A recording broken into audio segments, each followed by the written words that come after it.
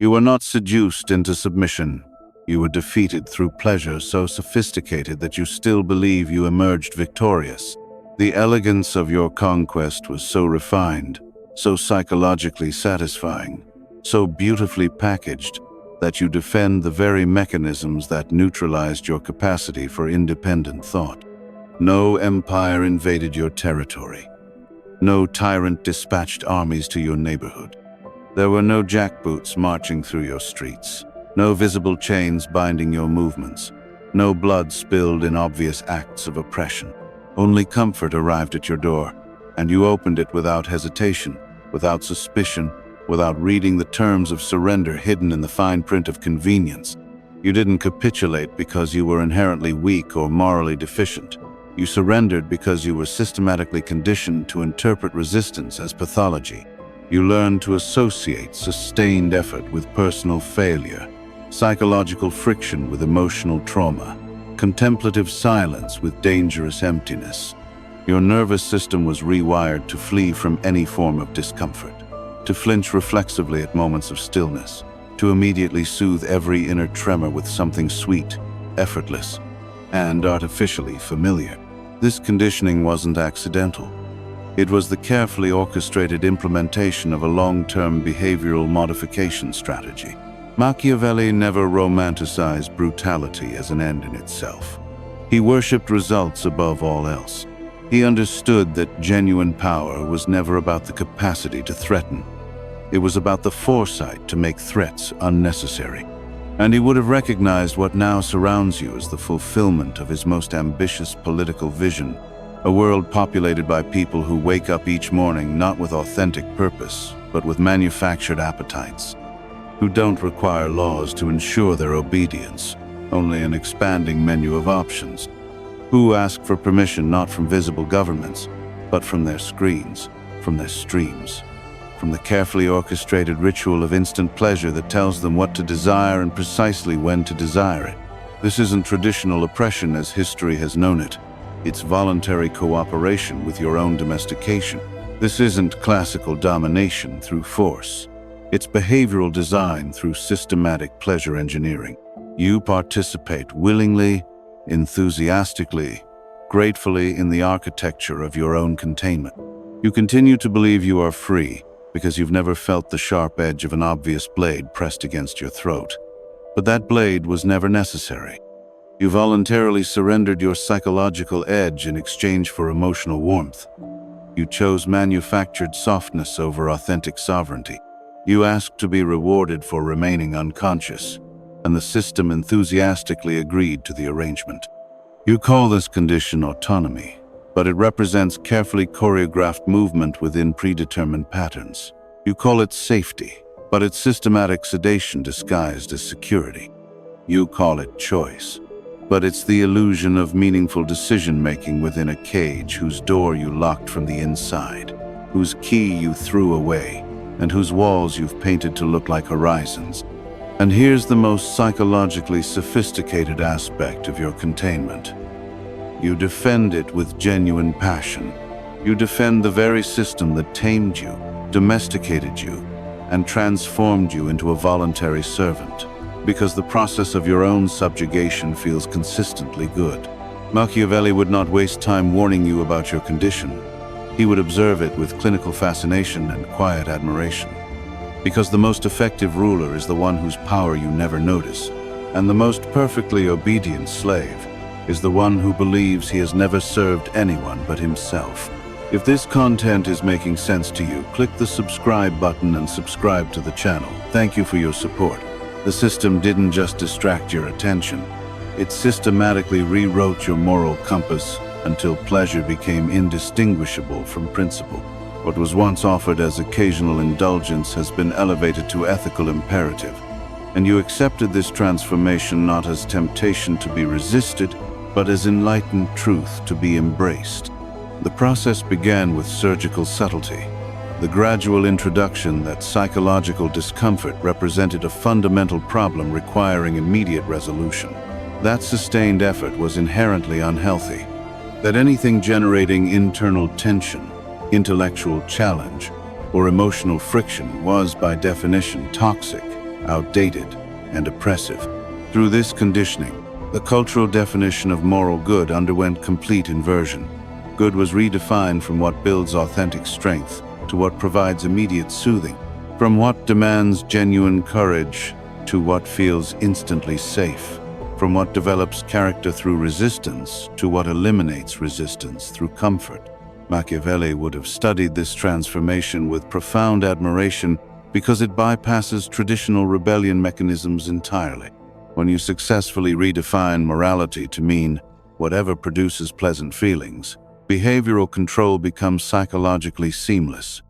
You no longer need to suppress dissent. The system now offers exactly what the population believes represents righteous living. You believe you're making conscious choices about what's genuinely beneficial, but you're consistently selecting only what requires the least psychological effort. You think you're pursuing authentic happiness, but you've been conditioned to equate temporary comfort with moral virtue. So when genuine virtue presents itself through voluntary discipline, meaningful sacrifice, or principled restraint, you instinctively reject it, not because you intellectually disagree, but because practicing it doesn't generate pleasant feelings. You weren't merely domesticated. You were comprehensively reprogrammed at the level of moral intuition. The concept of constructive hardship now feels morally wrong to your nervous system. Embracing meaningful challenge registers as self-abuse. The sensation of psychological tension triggers automatic impulses toward immediate relief. Traditional moral frameworks were systematically replaced, not through new laws imposed from above, but through soft commandments that felt like personal insights. Be consistently calm. Prioritize feeling safe. Maintain pleasant interactions. Seek comfort. Do whatever feels right. Feel good about your choices. And call this social justice. But authentic growth cannot occur without constructive discomfort. Genuine joy cannot emerge without friction that develops your capacity for contrast. Personal sovereignty cannot exist where traditional morality has been replaced with the tyranny of fluctuating mood. What you now call your personal values may represent nothing more than a sophisticated pleasure map, written by those who profit from your voluntary obedience to manufactured desires. You no longer seek truth. You seek relief from the weight of truth. This isn't personal moral failure. It represents a cultural achievement of unprecedented sophistication. Comfort has transcended mere preference and evolved into fundamental principle, comprehensive worldview, and governing ideology that shapes every decision you make. You exist within a behavioral regime, operating on the belief that psychological discomfort constitutes violence, that any delay in gratification represents injustice, that contemplative silence creates dangerous voids requiring immediate filling. Within this framework, the highest virtue becomes effortless ease, and the greatest threat becomes anything interrupting pleasant feelings. This extends beyond luxury. It represents complete reorganization of how you process reality itself. Comfort has become the central axis upon which all moral and intellectual judgments rotate. A political idea gets classified as good if it produces soothing emotions rather than accurate analysis. A relationship gets labeled healthy if it requires no effort or growth. A belief system gets accepted as true if it doesn't disturb existing assumptions, rather than corresponding to observable reality. You no longer ask, "Is this right?" You ask, "Does this feel good?" Whatever doesn't generate pleasant feelings, stillness, psychological tension, intellectual uncertainty, gets systematically deleted, skipped, unfollowed, or cancelled before it can influence development. Machiavelli would study this system with genuine admiration and call it a political masterpiece, not because it governs through obvious fear, but because it eliminates need for external control entirely. The population voluntarily policies their own exposure to discomfort. They preemptively avoid truth if it threatens emotional equilibrium. They filter out psychological friction before it can reshape character. They retreat from meaningful encounters because authentic meaning demands more than they're willing to invest. Comfort has systematically colonized your perception, silencing meaningful confrontation, flattening emotional intensity, and numbing any natural impulse toward creative rupture or transformative crisis. You believe you're actively thinking, but you're merely selecting from pre-approved options. You believe you're exercising discernment, but you're scrolling past anything requiring sustained attention. You believe you're making conscious decisions, but you're consistently avoiding choices that might generate internal tension. This isn't happening because you're lazy or morally weak. It's because you've been taught that psychological discomfort represents a technological glitch requiring immediate correction rather than a biological signal worth following toward growth. But no authentic transformation occurs within the gospel of comfort. Genuine transformation demands psychological heat, constructive friction, sustained engagement with difficulty, and willingness to remain present with what doesn't feel good long enough for something valuable to emerge. You didn't avoid pain through skillful navigation. You systematically erased yourself in the attempt to escape it. There was a historical period when psychological pain functioned as a biological signal, an internal compass pointing toward necessary transformation. Not something to be feared and avoided, but something to be faced and metabolized. Emotional tension carried meaning. Psychological discomfort indicated growth. Internal friction provided evidence that something authentic and significant was happening within your developmental process. But now pain gets culturally framed as systemic malfunction requiring immediate correction, as psychological disorder needing professional intervention, as something to be technologically corrected, pharmacologically silenced, or therapeutically medicated until it disappears completely. This transformation didn't occur through natural evolution. It happened because your interior life was systematically repurposed, not for psychological depth or authentic development, but for emotional stability and predictable management, not for contact with difficult truths, but for maintaining smooth, frictionless experiences that never challenge your existing assumptions. And so you were comprehensively trained to escape any encounter with constructive discomfort, to replace existential ache with endless scrolling, contemplative silence with artificial noise, authentic loneliness with compulsive consumption, creative tension with manufactured softness. With each successful escape, your psychological structure dissolved further, because without meaningful conflict, there is no character formation. Without genuine opposition, no authentic identity emerges. Without the capacity to metabolize pain, no real presence develops. Machiavelli would not express surprise at this outcome, because a subject without tolerance for friction is a subject incapable of meaningful resistance, and someone who cannot resist external manipulation is not being governed through traditional political means.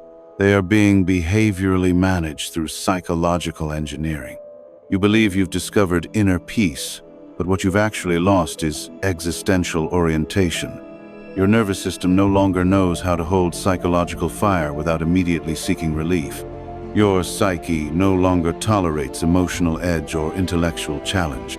You collapse not from external violence or obvious oppression, but from the systematic absence of any necessity that might require you to develop strength. The deeper cost of this transformation extends beyond temporary comfort. You've forgotten what it feels like to stand consciously within your own contradictions, to hold a meaningful question that doesn't resolve quickly, to remain present in the transformative heat of your own becoming without immediately reaching for something to cool the process. What you now call mental health may represent nothing more than the strategic absence of stimuli that would force psychological growth. What you call self-care may be an elaborate escape route disguised as spiritual wisdom. You didn't eliminate pain from your experience. You eliminated everything that made you feel authentically real. This is not a technological glitch requiring debugging. This is not your personal fault demanding self-blame. And this is not a failure of individual willpower needing motivational correction. This is precisely what any intelligent empire would implement if it understood the economics of behavioral control. Because brute force generates expensive complications, fear requires constant maintenance and monitoring. Traditional censorship creates obvious targets for resistance and rebellion. But pleasure operates with surgical cleanness. Pleasure functions with mechanical elegance. Pleasure remains functionally invisible to those experiencing it. If you wanted to neutralize an entire population without triggering riots, without spilling blood, without creating martyrs who inspire future resistance, you wouldn't deploy terror as your primary weapon. You would engineer systematic satisfaction. You would design a comprehensive environment where every psychological impulse gets anticipated and pre-satisfied. Every potential discomfort gets identified and preempted. Every existential tremor gets immediately buried under precisely calibrated doses of artificial dopamine. You would market this system as ultimate freedom. You would package it as expanded choice. You would systematically feed people exactly what they crave until the craving completely replaces any authentic sense of self. Machiavelli wouldn't criticize your participation in this arrangement. He wouldn't diagnose you as weak, psychologically broken, or spiritually asleep. He would recognize that you were simply outmaneuvered by superior strategic intelligence. Because the person who obeys governmental authority out of fear still maintains some hidden part of themselves, still whispers private rebellions in moments of darkness. But the individual who obeys for pleasure, they surrender everything voluntarily, enthusiastically, gratefully. No physical chains constraining movement. No explicit threats demanding compliance. Just an open mouth receiving exactly what it was trained to want, and a satisfied nervous system that interprets submission as personal victory. You didn't surrender your autonomy because you were intellectually deficient. You surrendered because the system demonstrated superior intelligence. It conducted comprehensive research into your psychological pain points. It created detailed maps of your unconscious appetites. It calculated the precise dosage of stimulation required to prevent you from ever sitting in contemplative silence long enough to remember who you actually are beneath the conditioning.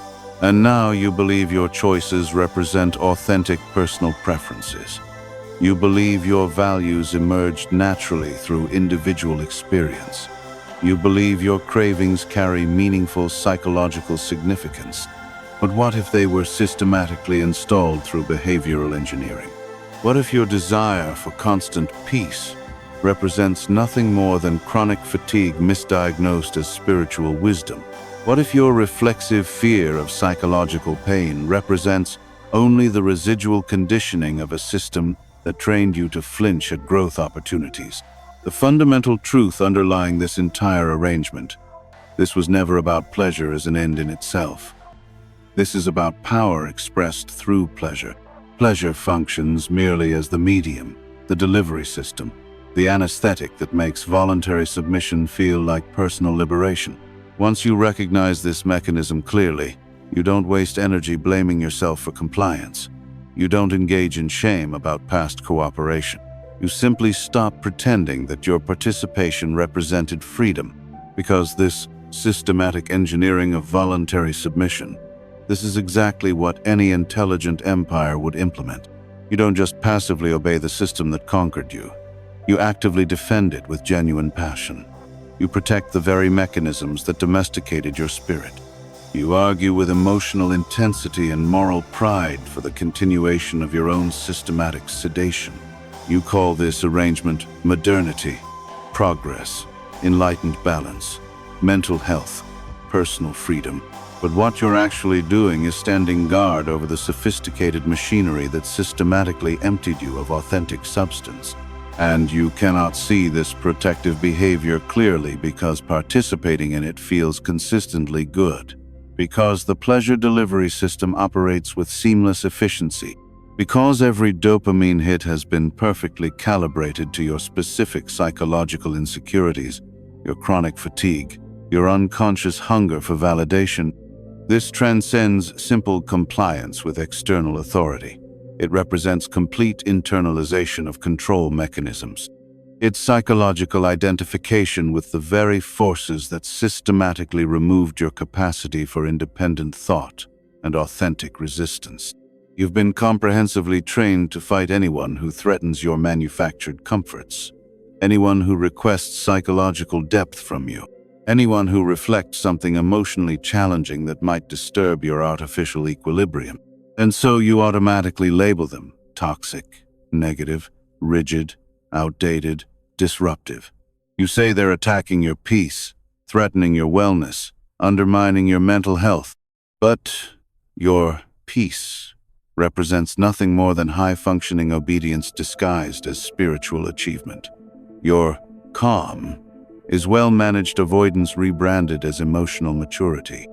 Your wellness functions as a sophisticated euphemism for systematic psychological sedation. Machiavelli would not waste emotional energy pitying your condition. He would recognize you as representing the ideal subject of political control, the citizen who requires no external surveillance because they police themselves, the consumer who passionately defends the products that exploit them, the patient who protects the medicine designed to keep them permanently numb. You were never directly asked to surrender your autonomy through obvious force. You were simply invited to enjoy the process of voluntary submission, and you enthusiastically accepted the invitation. Now, the pleasure that initially soothed your discomfort has evolved into the doctrine you evangelize to others. You proselytize the virtue of artificial stillness. You promote compulsive rest as spiritual practice.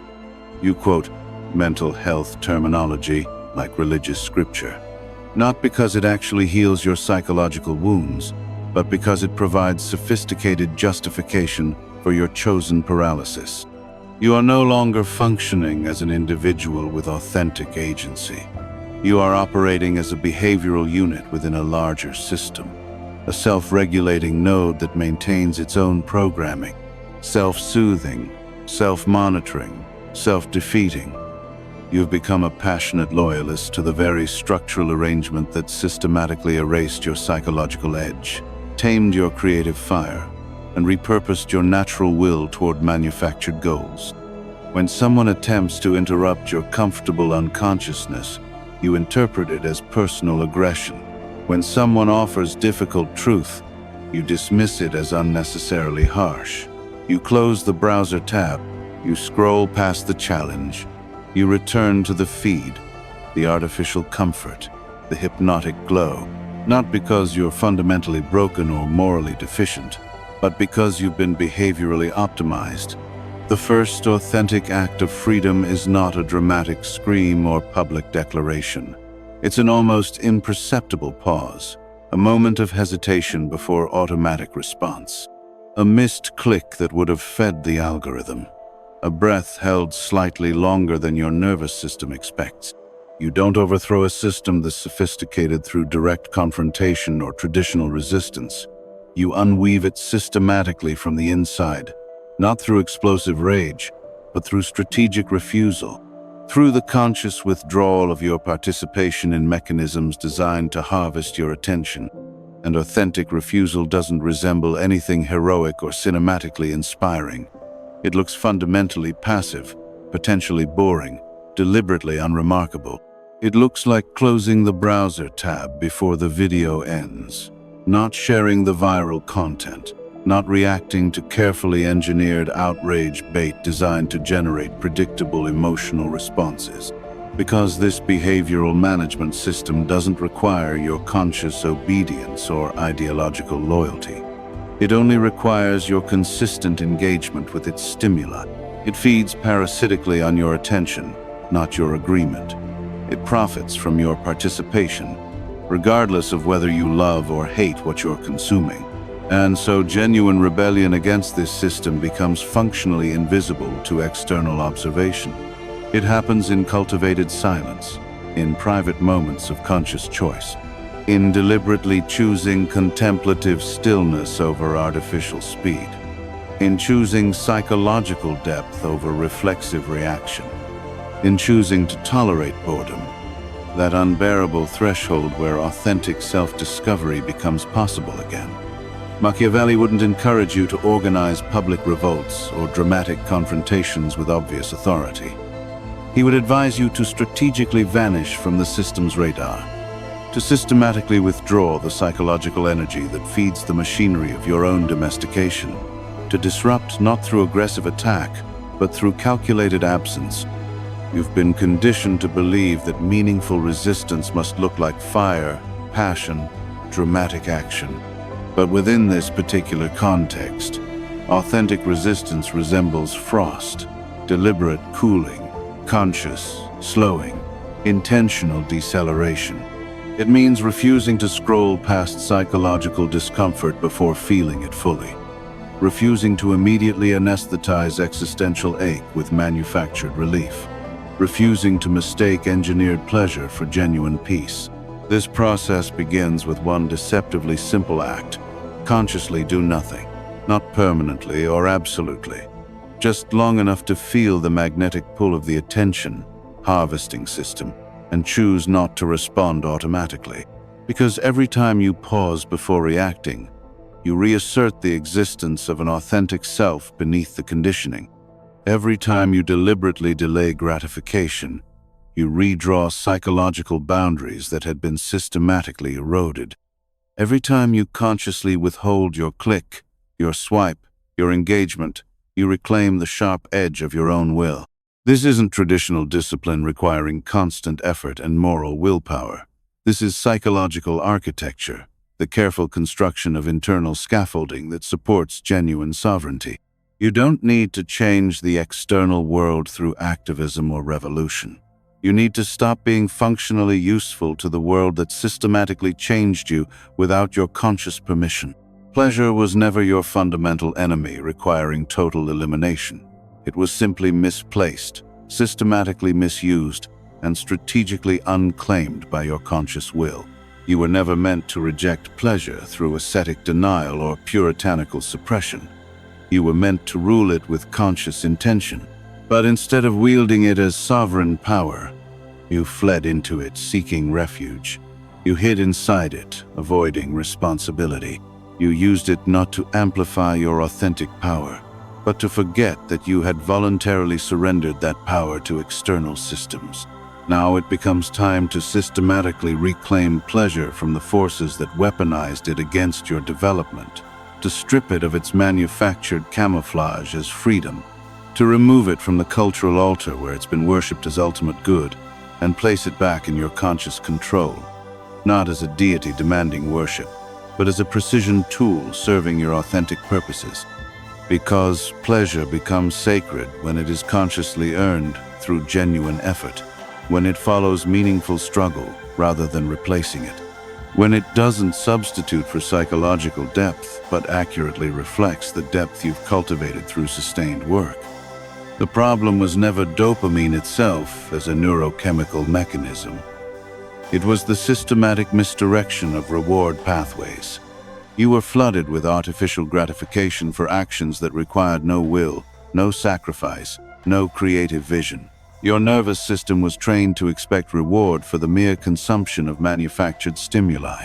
But when you consciously use pleasure as punctuation, as a deliberate mark of completed psychological tension, as intentional celebration of achieved coherence, as the natural crystallization of chaos you've successfully navigated, then it transforms from a mask hiding your authentic self into a mirror reflecting your genuine accomplishments.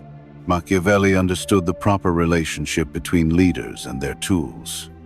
He would never advise you to discard sources of power and influence, only to ensure that power serves your conscious intentions rather than unconscious compulsions. Your nervous system, your impulses, your sensory responses, your deepest longings can belong to you again rather than to the algorithms that currently direct them. But you must become the conscious architect of your own pleasure rather than its passive recipient. You must choose when to indulge based on authentic alignment with your values. Not because indulgence feels easy or immediately comfortable, but because it genuinely expresses something true about who you're becoming. Not because it soothes temporary discomfort, but because it honors work you've actually completed. Pleasure was never supposed to function as an escape mechanism keeping you unconscious and asleep. It was designed by evolution to reward your awakening to reality and your conscious engagement with challenge. So use it strategically, not to forget who you are beneath the conditioning, but to remember what you've legitimately earned through effort. Not to disappear from difficulty, but to root yourself more deeply in authentic presence.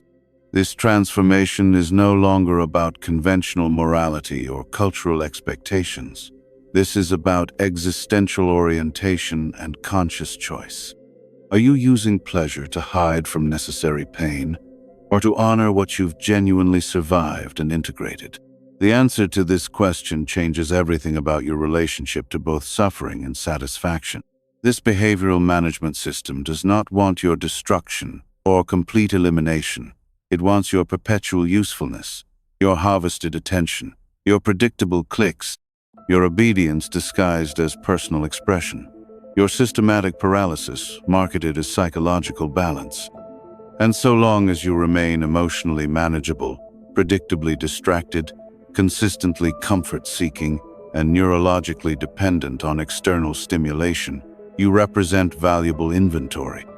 To the algorithms, to the attention economy, to the machinery that profits from your voluntary domestication, but not to yourself, not to your authentic development, not to your unrealized potential, because you weren't designed by evolution for usefulness to external systems. You were built for creative rupture, psychological depth, meaningful contradiction, sharp personal edge. And that edge, the part of you that once naturally resisted manipulation, once burned with authentic passion, once dared to think independently, it hasn't been destroyed. It remains buried under manufactured routine, beneath layers of artificial convenience, trapped inside the soft cage you've been taught to decorate with the illusion of personal choice. But cages, no matter how luxurious, comfortable, or technologically sophisticated, remain containers designed to limit movement. And you are not meant to be contained by external forces that profit from your limitations. Machiavelli would not waste emotional energy weeping for your condition. He would observe it with clinical fascination and intellectual marvel. He would study a generation that anesthetized itself so thoroughly, so willingly, so completely, that no traditional sword or obvious force was required to ensure compliance. Only screens delivering precisely calibrated stimulation. Only pleasure engineered to prevent meaningful action. Only sophisticated algorithms that predict and satisfy your next escape route before you even consciously feel the existential ache that might motivate genuine change. You don't need more information about your condition.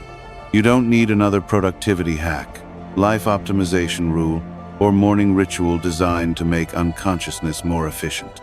You need a decision, a violent, interior decision that cuts through all comfortable self-deception, to break the hypnotic trance that keeps you compliant, to stop confusing systematic sedation with emotional stability, to stop using manufactured comfort as your moral compass for navigation. This awakening process won't generate social applause or widespread approval. You won't be liked by people invested in your continued unconsciousness. You won't experience the artificial peace that comes from avoiding all psychological friction. But you will be genuinely awake to reality, rather than asleep with an illusion. And once you're authentically awake, you become functionally unpredictable to systems designed to anticipate your responses. You are no longer easily harvestable for attention and engagement. You are no longer profitable to algorithms that depend on your behavioral consistency. You are no longer useful to forces that require your voluntary submission. And that transformation, that represents the highest possible threat you can pose to a world that feeds parasitically on your compliance and cooperation.